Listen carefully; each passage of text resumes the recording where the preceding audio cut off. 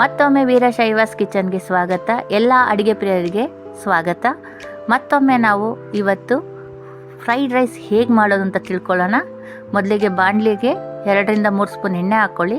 ಕಾದ ನಂತರ ಶುಂಠಿ ಬೆಳ್ಳುಳ್ಳಿ ಪೇಸ್ಟನ್ನು ಚೆನ್ನಾಗಿ ಕೈಯಾಡಿ. ಇದು ಚೆನ್ನಾಗಿ ಸ್ಮೆಲ್ ಹೋಗಿದೆ ಅನ್ನೋದು ಗೊತ್ತಾದ ತಕ್ಷಣ ಇದಕ್ಕೆ ನೋಡಿ ಈರುಳ್ಳಿ, ಕ್ಯಾರೆಟು, ಬೀನ್ಸು ಮತ್ತು ಕ್ಯಾಪ್ಸಿಕಮ್ ತೊಗೊಂಡಿದ್ದೀನಿ. ಅದರಲ್ಲಿ ಮೊದಲು ಈರುಳ್ಳಿನ ಹಾಕಿ ಚೆನ್ನಾಗಿ ಕಲಕಿ. ನೀವು ಕೇಳ್ಬೋದು ಬಹುಶಃ ಮೊದಲೇ ಶುಂಠಿ ಹಾಕಬಾರ್ದು ಅಂತ. ಬಟ್ ಫ್ರೈಡ್ ರೈಸ್ಗೆ ಶುಂಠಿನ ಮೊದಲು ಹಾಕಲೇಬೇಕಾಗತ್ತೆ, ಆನಂತರನೇ ಈರುಳ್ಳಿ ಹಾಕಬೇಕಾಗತ್ತೆ. ಇಲ್ಲಾಂದರೆ ಅದು ಕಲ್ ಥರ ಮಧ್ಯ ಸಿಕ್ಕಿದ್ರೆ ಅದು ತಿನ್ನೋದಿಲ್ಲ ಮಕ್ಕಳು. ಅದಕ್ಕೋಸ್ಕರ ಸೊ ಈರುಳ್ಳಿ ಬ್ರೌನ್ ಬಣ್ಣ ಬರ್ತಿದ್ದಾಗೆ ದಪ್ಪಮೆಣಸಿನ್ಕಾಯಿ ಹಾಕ್ಕೊಳ್ಳಿ. ಎರಡೂ ಕೂಡ ಚೆನ್ನಾಗಿ ಎಣ್ಣೆಯಲ್ಲಿ ಬಾಡಿಸಿ ಆನಂತರ ಉಳಿದ ತರಕಾರಿಗಳು ನಿಮಗೆ ಇಷ್ಟವಾದಲ್ಲಿ ಬೇರೆ ತರಕಾರಿಗಳನ್ನ ಆ್ಯಡ್ ಮಾಡ್ಬೋದು. ಬಟ್ ಸಣ್ಣಕ್ಕೆ ಹೆಚ್ಚಾಕಿ, ಯಾಕೆಂದರೆ ಮಕ್ಕಳುಗಳು ಹಾಕಬಾರ್ದು, ತೆಗೆದು ಹಾಕಬಾರ್ದು. ಹಾಗೆ ಈಗ ಮಸಾಲೆ ಪೌಡ್ರ್ಗಳನ್ನು ಹಾಕ್ಕೊಳ್ಳೋಣ. Garam masala, pepper powder, jeera powder ಮತ್ತು ಕೋರಿಯಾಂಡರ್ ಇವುಗಳನ್ನು 1 ಸ್ಪೂನು ಹಾಕ್ಕೊಳ್ಳಿ. ಮತ್ತು ಖಾರಕ್ಕೆ ನೋಡ್ಕೊಂಡು ಹಾಕ್ಕೊಳ್ಳಿ ಚಿಲ್ಲಿ ಪೌಡರ್ನ, ಏಕೆಂದರೆ ಜಾಸ್ತಿ ಅಂದರೆ ಮಧ್ಯಮ ನೋಡಿ. ಮತ್ತು ನಾನು ಗ್ರೀನ್ ಚಿಲ್ಲಿ ಸಾಸ್ ಕೂಡ ಯೂಸ್ ಮಾಡ್ತೀನಿ.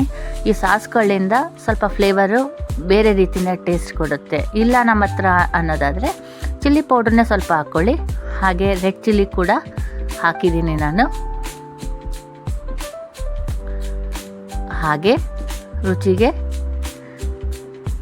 ಟೊಮೊಟೊ ಸಾಸ್ ಕೂಡ ಹಾಕ್ಕೊಂಡಿದ್ದೀವಿ.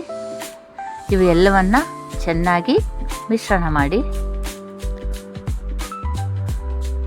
ಈಗ ಉರಿನ ಸ್ವಲ್ಪ ಸಿಮ್ಮಲ್ಲೇ ಇಟ್ಕೊಳ್ಳಿ, ಯಾಕೆಂತಂದರೆ ಸೀದೋಗೋ ಚಾನ್ಸಸ್ ಇರುತ್ತೆ. ಸೊ ಹಾಗಾಗಿ ಈಗ ಸೋಯಾ ಸಾಸ್, ಇವು ಯಾವುವೇ ಅಷ್ಟು ಅನ್ಹೆಲ್ತಿ ಏನಿಲ್ಲ. ಮಕ್ಕಳುಗಳಿಗೆ ತರಕಾರಿಗಳನ್ನ ತಿನ್ನಿಸೋದಕ್ಕೆ ಇದು ಒಂದು ಪರ್ಯಾಯ ವಿಧಾನ ಅಷ್ಟೇ. ಯಾಕೆಂತಂದರೆ ಮಕ್ಕಳುಗಳಿಗೆ ಬೆಳಗಿನ ತಿಂಡಿಗಳನ್ನು ಏನು ಮಾಡಬೇಕು ಅನ್ನುವಾಗ ಕೆಲವೊಮ್ಮೆ ಫ್ರೈಡ್ ರೈಸ್ನ ತುಂಬ ಇಷ್ಟಪಟ್ಟು ಕೇಳ್ತಾರೆ. ಬಟ್ ನಾವು ಬುದ್ಧಿ ಉಪಯೋಗಿಸಿ ಆ ಫ್ರೈಡ್ ರೈಸ್ಗೆ ತರಕಾರಿಗಳನ್ನು ಸಣ್ಣದಾಗಿ ಹೆಚ್ಚಿ ಹಾಕಿದ್ರೆ ಅವರು ಅದನ್ನು ಇಷ್ಟಪಟ್ಟು ತಿಂತಾರೆ. ಸೊ ಈಗ ನೀರು ಹಾಕಿ ಚೆನ್ನಾಗಿ ಬೇಯಿಸಿ, ಏಕೆಂತಂದರೆ ಸಣ್ಣಕ್ಕೆ ಹೆಚ್ಚಿರೋದ್ರಿಂದ ಬೇಗ ಬೆಂದ್ಕೊಳ್ಳುತ್ತೆ, ಸಮಸ್ಯೆ ಇಲ್ಲ. ಈಗ ಸಿಮ್ಮನ್ನು ಜಾಸ್ತಿ ಕೊಟ್ಕೊಂಡು ಉರಿನ ನೋಡಿ ಕುದಿಯೋದಕ್ಕೆ ಈ ರೀತಿ ಇದು ಮಾಡಿ. ನೋಡಿ ಚೆನ್ನಾಗಿ ಬಾಯ್ಲ್ಡ್ ಆಗಬೇಕು, ಯಾಕೆಂತಂದರೆ ತರಕಾರಿಗಳು ಎಷ್ಟು ನೀಟಾಗಿ ಬೆಂದಿರುತ್ತೋ ಒಳ್ಳೆಯದು. ಈಗ ನಾವು ಇದಕ್ಕೆ ಉಪ್ಪನ್ನು ಯೂಸ್ ಮಾಡ್ತಿದ್ದೀನಿ. ಇದಕ್ಕೂ ಸ್ವಲ್ಪ ಉಪ್ಪು ಹಾಕಬೇಕಾಗತ್ತೆ. ಕೆಲವೊಮ್ಮೆ ನಾವು ಇದಕ್ಕೆ ಹಾಕಿರೋ ಉಪ್ಪೇ ಅಲ್ಲಿಗೆ ಸಾಕಾಗೋ ಚಾನ್ಸಸ್ ಇರುತ್ತೆ ಅನ್ನ ಕಲಿಸುವಾಗ. ಸೊ ಶುಗರು, ಇದು ಕೂಡ ತುಂಬ ಟೇಸ್ಟನ್ನು ಚೇಂಜ್ ಮಾಡುತ್ತೆ. ಇವೆಲ್ಲವನ್ನು ಹಾಕಿ ಚೆನ್ನಾಗಿ ಬೆರೆಸಿ ಕೈ ಆಡಿ ತಳ ಹಿಡಿಯೋ ಚಾನ್ಸಸ್ ಇರುತ್ತೆ. ಹಾಗಾಗಿ ನೀಟಾಗಿ ಚೆನ್ನಾಗಿ ಕೈ ಆಡ್ತಾ ಹೋಗಿ. ಈಗ ಇದು ರೆಡಿ ಆಗ್ತಾ ಇದೆ.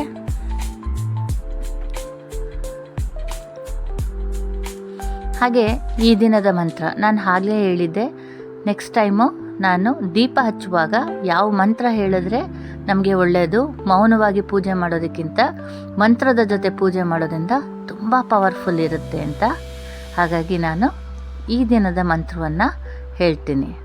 ನೋಡಿ, ನಾವು ಗೊಜ್ಜನ್ನು ಅಟ್ ಎ ಟೈಮ್ ಮಾಡಿ ಇಟ್ಕೊಳ್ಳೋ ಬದಲು ನಾವು ಅದನ್ನು ಸ್ವಲ್ಪ ಜಾಸ್ತಿ ಮಾಡಿಟ್ರೆ ಬೇಕಾದಾಗ ಮಕ್ಕಳಿಗೆ ಕಲಿಸ್ಕೊಡ್ಬೋದು. ಹಾಗಾಗಿ ನಾನು ಜಾಸ್ತಿ ಮಾಡಿದ್ದೆ, ಅದನ್ನು ತೆಗೆದಿಟ್ಟಿದ್ದೀನಿ. ನೋಡಿ ಈಗ ಅನ್ನವನ್ನು ಉದುರುದ್ರಾಗಿರಬೇಕು ಅಂದರೆ ಮೊದಲೇ ಅನ್ನ ಮಾಡಿ ಅದನ್ನು ಹಾರಾಕ್ಬಿಟ್ಟಿರಿ, ಆವಾಗ ಅದು ಫ್ರೀಯಾಗಿರುತ್ತೆ. ನೀಟಾಗಿ ಎಲ್ಲ ಕಡೆಯಿಂದನೂ ಬೆರೆಸಿ ಇದು ಮಾಡಿ.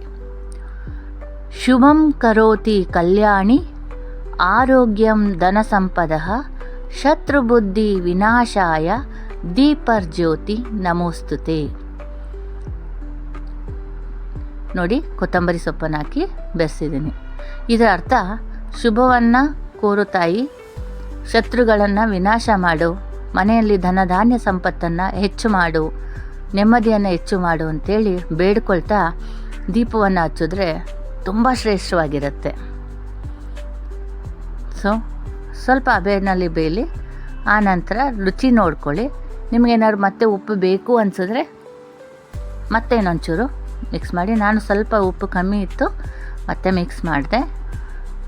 ಸೊ ಆದಮೇಲೆ 5 ನಿಮಿಷ ಖಂಡಿತ ನೀವು ಮುಚ್ಚಿಡಬೇಕು. ಯಾಕೆ ಅಂದರೆ ಇದು ಅನ್ನದಕ್ಕೆ ರಸವನ್ನು ಸೇರ್ಕೋಬೇಕು. ನಾವು ತಕ್ಷಣ ಅಡುಗೆ ಮಾಡಿದ ತಕ್ಷಣ ಯಾವುದೇ ಕಾರಣಕ್ಕೂ ಎಲ್ಲೂ ಬಡಿಸೋಕ್ಕೆ ಹೋಗಬಾರ್ದು. ಕಾರಣ ಏನು ಅಂದರೆ ನಾವು ಏನೇ ಅಡುಗೆ ಮಾಡಿದರೂ 5 ನಿಮಿಷ ಅದನ್ನು ಹಾಗೆ ಬಿಟ್ಟಾಗ ಅದರಲ್ಲಿರೋಂಥ ಸಾರ ಪ್ರತಿಯೊಂದಕ್ಕೂ ಸ್ಪ್ರೆಡ್ ಆಗುತ್ತೆ. Morning food ready, fried rice. ಇದನ್ನು ನಾವು ತಟ್ಟೆಗೆ ಕೊಟ್ಟರೆ ಮಕ್ಕಳಿಗೆ 1 ಸ್ಪೂನು ಉಳಿಸ್ದಾಗೆ ಖಾಲಿ ಮಾಡ್ತಾರೆ.